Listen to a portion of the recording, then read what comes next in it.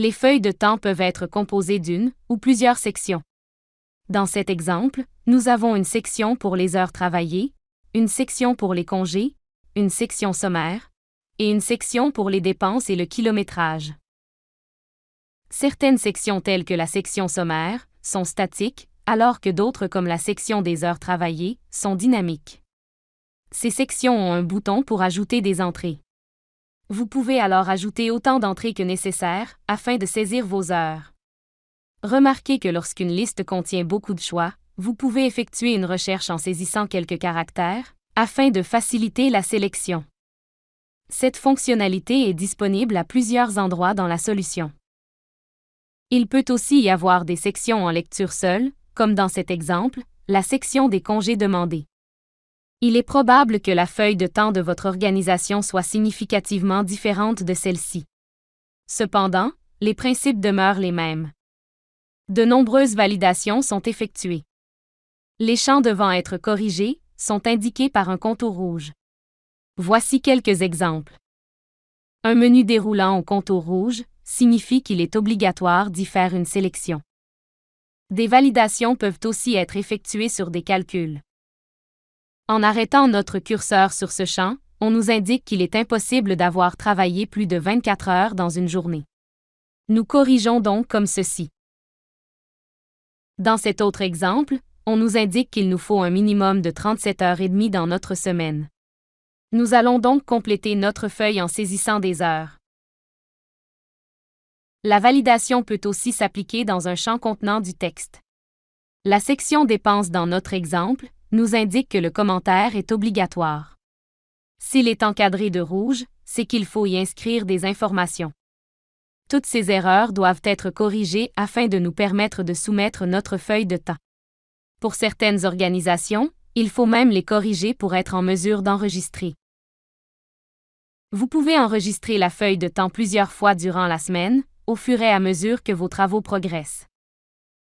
Lorsque vous avez terminé, il est important de la soumettre. C'est votre façon d'indiquer qu'elle est complétée.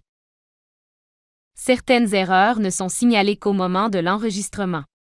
À titre d'exemple, ajoutons un pourboire à une dépense de type fourniture. À l'enregistrement, un avis nous indique qu'il n'est pas permis de saisir un pourboire sur une dépense de type fourniture. Nous ne pouvons pas soumettre notre feuille tant que l'erreur n'est pas corrigée. Une fois tous les types d'erreurs corrigés, nous pouvons soumettre notre feuille de temps afin d'indiquer qu'elle est complétée. Lorsqu'une feuille est soumise, il demeure possible de la modifier. Cliquez alors sur le bouton Modifier.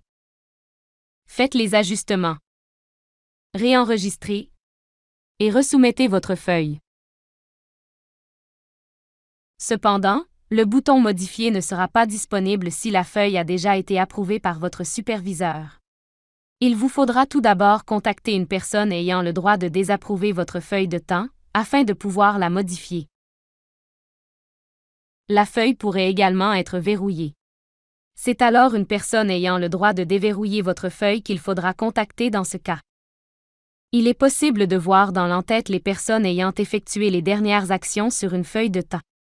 Si vous voulez consulter un historique plus complet, il faut aller au bas de la page. Un bouton vous permet d'afficher l'historique complet des événements. Vous pouvez également accéder aux feuilles précédentes ou futures à l'aide des flèches ou en utilisant la liste déroulante.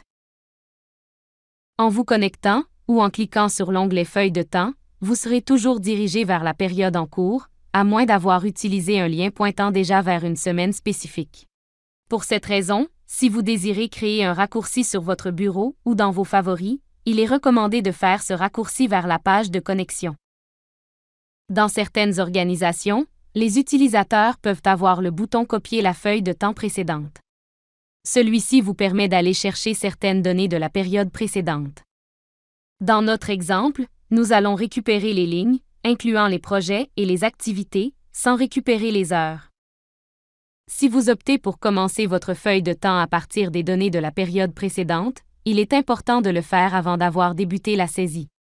Sinon, vous perdrez le progrès que vous aviez fait jusqu'à maintenant. Il n'est pas recommandé d'ouvrir une feuille de temps sur plusieurs appareils, ou dans plusieurs onglets simultanément. Il est possible de le faire, mais cela pourrait causer une collision, lorsque la feuille sera enregistrée dans un des navigateurs ou onglets. Vous obtenez alors un message comme celui-ci. Cliquez sur « Annuler » pour demeurer sur la page et garder en vue les changements en cours que vous allez perdre. Cliquez sur « OK » pour recharger la page telle qu'enregistrée dans l'autre session.